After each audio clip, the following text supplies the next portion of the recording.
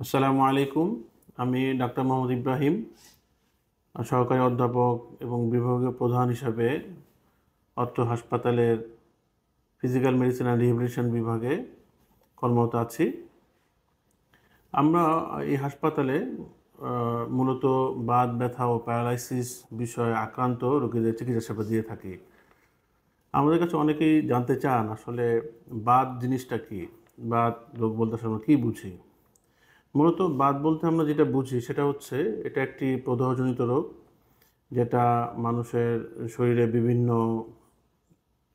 জয়েন্টকে অস্থিসন্ধিকে আক্রমণ করে, যার ফলে প্রত্যেকটি জয়েন্ট সংক্রমিত হয় এবং ব্যথা হয়, ফুলে যায় এবং ধীরে ধীরে সে শারীরিকভাবে অক্ষম হয়ে পড়ে।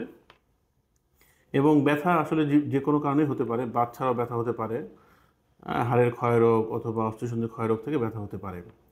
আসলে আমাদের দেশে বাত ব্যথা, দীর্ঘস্থায়ী শরীর ব্যথা এবং প্যারালাইসিস জনিত সমস্যায় ভুগছেন এরকম অনেক রোগী আছেন। আমাদের হাসপাতালের বহির্বিভাগের 25% রোগী অ্যাকচুয়ালি কোনো না কোনো বাত রোগ নিয়ে আসেন এবং সরকারের স্বাস্থ্য অর্থনীতি সমীক্ষায় দেখা গেছে যে প্রকৃতপক্ষে বাত ব্যথা আক্রান্ত রোগীদের চিকিৎসা ব্যয় সর্বাধিক হচ্ছে।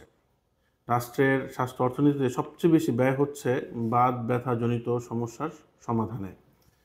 এই জন্য যেটা বিষয় সেটা হচ্ছে যে এই রোগকে নিয়ন্ত্রণের জন্য একটি সমন্বিত চিকিৎসা ব্যবস্থা প্রয়োজন, যেখানে ওষুধপত্র দরকার, প্রপার ফিজিওথেরাপি দরকার এবং রিহ্যাবিলিটেশনটা দরকার, যাতে রোগীরা এই বাত ব্যথার সমস্যা থেকে আরোগ্য লাভ করতে পারেন।